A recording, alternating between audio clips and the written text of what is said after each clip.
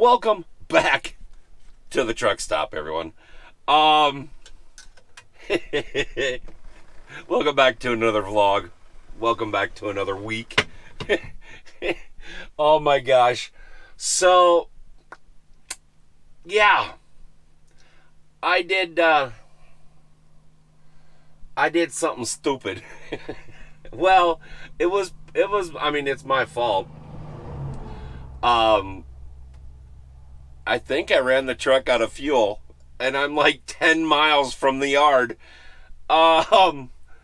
So basically, it's a Packard thing, right? So it was. I mean, yes, it was my fault, but no, it wasn't really my fault. But the needles, the fuel needles or the fuel tank gauge was sitting at about a quarter tank, and I'm like, okay, I got enough fuel to make it back to the yard.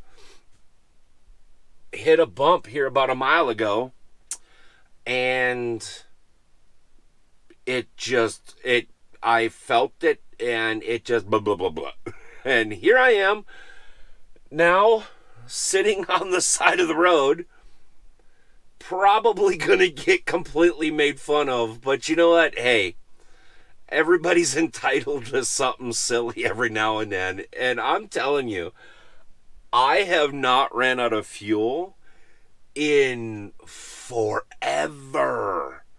And I know I ran out of fuel because I went and tunk on the tanks and got my phone out, and turned the flashlight on and looked in the fuel tanks. And yeah, it's a shiny bottom. So, Jesus. So, needless to say, yeah, I'm going to be chilling here for a few minutes. What the? I don't know what that was, but we're not going to examine it. Yeah, not sure how long it's going to take the shop to get down here. Like I said, I'm only like 10 miles away from the shop. Sitting on a really narrow road, so hopefully this is not too much of a pain in the butt. But yeah, everybody's staring at me. Of course they're gonna stare at me.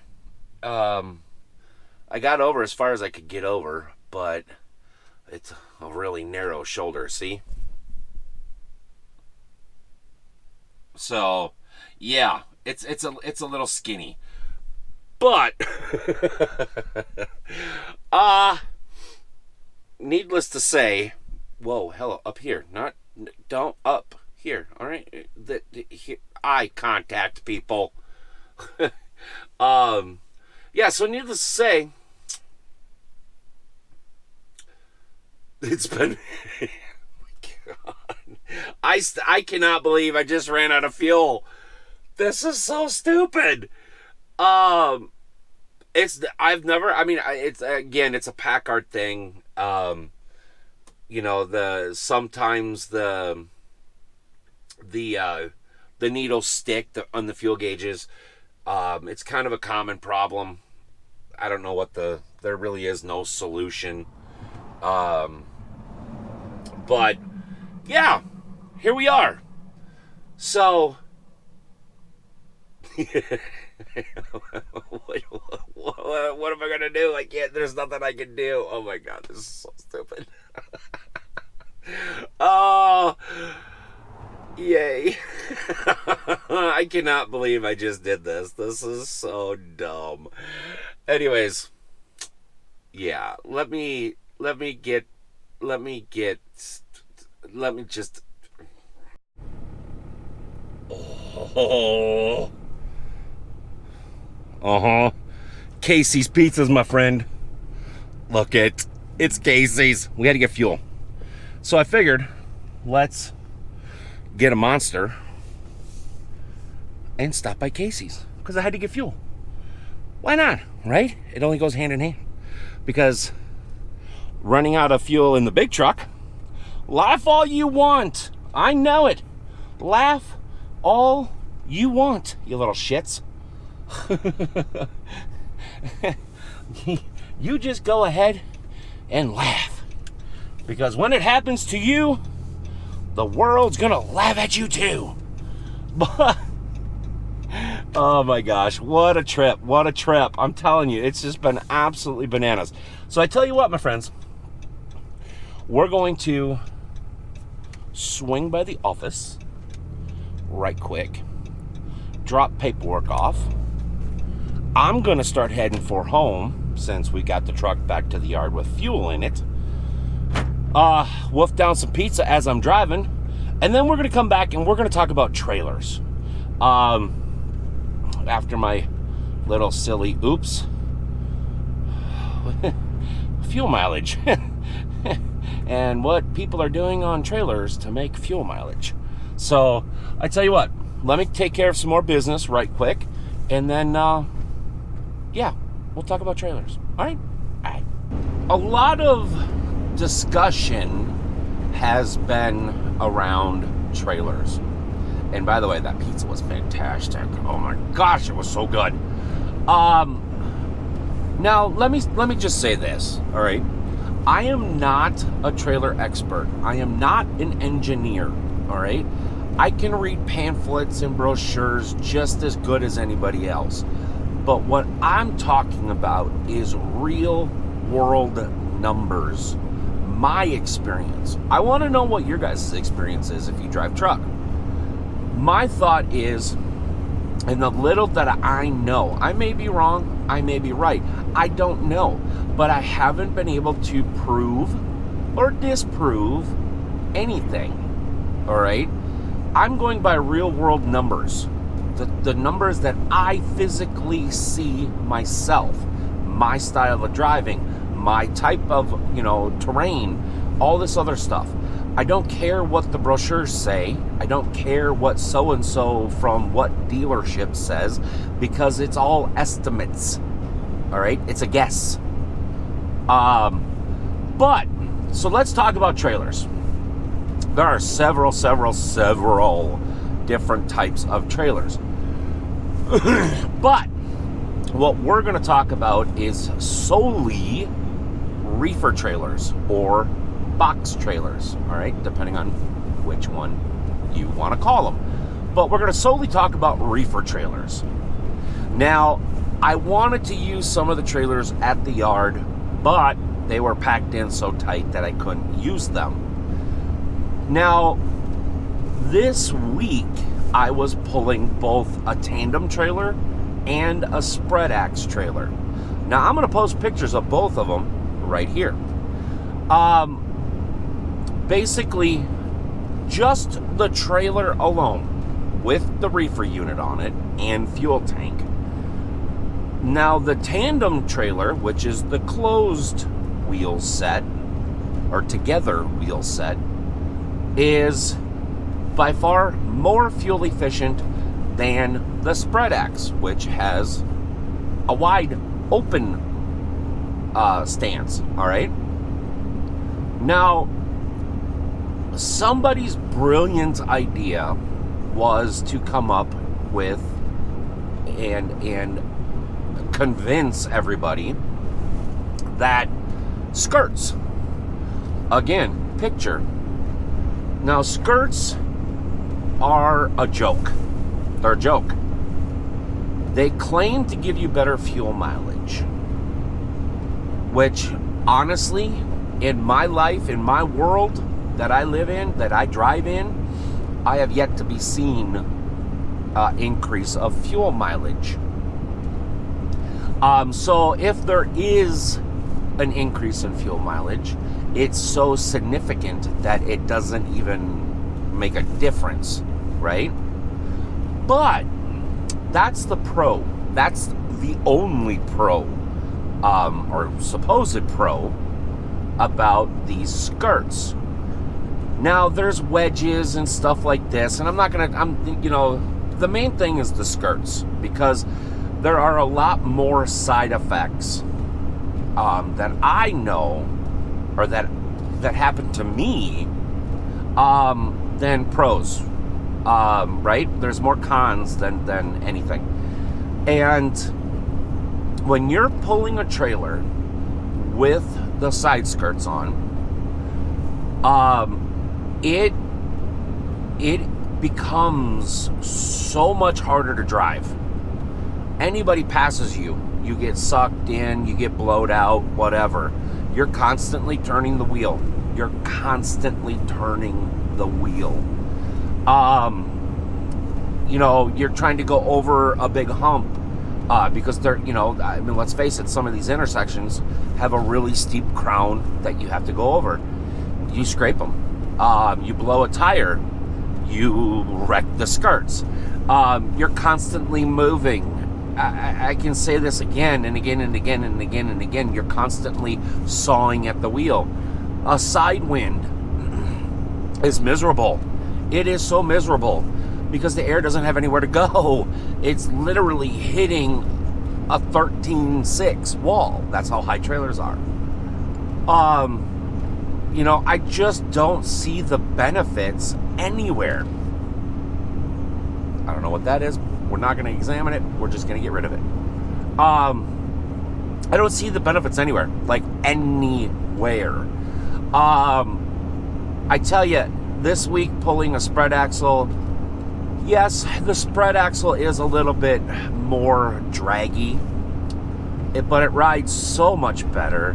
And I've had so much more experience with the spread axles that I felt way more comfortable. Way more comfortable. For me, they are easier to back in. I feel more secure with them, everything like that. And for me, they're easier to load. Not saying that a regular closed tandem trailer is hard to load, but for me, it's much easier. Now, you can put side skirts on a spread axle. To me, it seems a little redundant, but whatever. You can put them on. Now, my question, or not really my question, my thought process is, it's a box, right? You're pulling a square. How aerodynamic, without re-engineering said square, can you make a square? You really can't. I mean, the reefer unit is everything, all the information that I have been shown or I have read. Each reefer unit is designed to break its own wind. No pun. So when you cram a trailer up into the sleeper, you're actually doing more damage than you are good, because the trailers are designed, they're wind tunneled to break their own wind. So my question to anybody that believes or has the numbers, I mean, each person's style of driving is completely different. And this isn't an old school, new school thing. This is, what they're claiming, what facts are in my world. I do not like the side skirts. They're a pain. It makes it so much more difficult to drive. It's this week, the night and day difference between the tandem trailer with the skirts and the spread axe without the skirts was huge. I cannot emphasize how big of a difference it was. And I literally pulled them back to back. I spent the first part of the week with the tandem skirted trailer, and then I spent the end of the week with the spread axe with no skirts. And night and day difference. Night and day difference. I was able to hold the wheel still. I mean, if the road was grooved a little bit, you kind of get a little wiggle, a little bit, but not too much. It's just a dramatic difference on how comfortable you are just driving down the road. And I'm sure some of you are probably sitting there going, no, you're wrong, you're wrong, you're wrong. No, I'm not wrong. All right? I may be wrong for your type of driving, but for me in my driving style, I am 1,000% right. And I want to know your comments. I want to know your honest comments in the down there. Because it's kind of funny because a lot of people get very upset when they purchase, a $3, $4, $5,000 side skirts, and plus I don't know how much in labor for it to be installed, or if they installed it themselves. I don't really think you can, but you never know. You might be able to. They get upset and they start arguing with you, and they argue with you, and they argue with you, and it's just like, listen, your driving style might be completely different than mine. You might drive at night, which 9 times out of 10 the wind doesn't blow as hard at night. During the day, that was weird. Thought I heard a screech, but nothing was, I don't know, whatever. But you might drive at night. You might drive lighter. You might drive heavier, or loaded lighter or heavier. That's what I meant to say. You may be driving 55 instead of 65, 70. You might be driving 90. I don't know. You might be in the Southwest. You might be in the Northeast. I don't know where you're driving. And I can tell you right here, right now, for my style of driving and where I run, I do not like the side skirts. They make driving much more difficult. I don't see the benefit. I don't see the benefit of any fuel mileage improvement. I can actually gain more fuel mileage by dropping the cruise 1 mile an hour than I've been able to get with the side skirts. This week was a proof, minus the whole running out of fuel thing. That was me. But it's got another dude in a Dodge Ram going, "What's that dude doing with that camera up in there?" "I'm filming myself. What do you want from me?" But anyways, before my battery runs out and before you guys get completely bored, honest to God, I want to know, if you drive a truck and you pull a skirted trailer, really honestly, tell me the difference between what you remember, no skirts, and it doesn't matter if it's a tandem or a spread X, whatever, because honestly, the only difference is, like I said, they make side skirts for spread axles and everything like that. So, whatever you pull, if you have side skirts on your spread axle, or if you don't, if you have side skirts on your tandem trailer, if you don't, whatever. If you have the wedge style, which is a little kicker right in front of the axles and stuff like that, let me know, because my experience with all types of wedges and side skirts and stuff like that, I will tell you, the wedges, they don't make you wiggle nearly as much as a side skirt does. You think about it, a side skirt, it's literally from ground to 13.6 a wall. There's nothing, there's nowhere for the air to go except for into the side of your trailer. And how many times have you ran into a straight headwind or a straight tailwind? I'm gonna guess probably 0.001% of the time. Yeah, it's almost, you never get a straight headwind or a straight tailwind. It's almost never. All right. So let's keep it honest as well.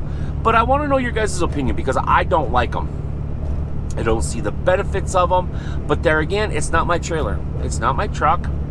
I'm paid to, I'm hired to drive it, take care of it, go from point A to point B, and stuff like that.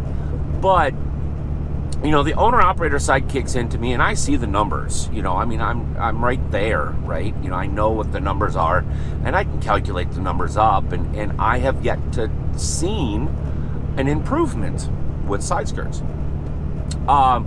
Actually, here's the funny part. This week, went to the exact same spot on Monday, went to the exact same spot on Friday. Same roads, same everything. Now, on the trip back, that was different. But from where I started to where I ended, same roads, same everything. Drove the same miles an hour, and I was actually 0.3% higher with the spread axle than I was with the side skirt. No joke, but that's the truth. Those are the numbers that I run off of, not what the dealership runs off of. All right? Because like I said, I can read a brochure just as good as anyone else. And the brochure is a guess. The dealership's telling you guesses, not real world numbers. All right? Anyways, my friends, hopefully you got a chuckle at the first part of the video. If you guys are new around here, thank you so much for coming to hang out with me today. If you guys are new, welcome. Hi, how are you? Don't forget to hit that subscribe button. Why do you want to hit that subscribe button? Because that locks you into your permanent front row parking. All yours, my friends. Why do we call it front row? Because you're parked right next to the building. You don't have to walk as far. Come on in.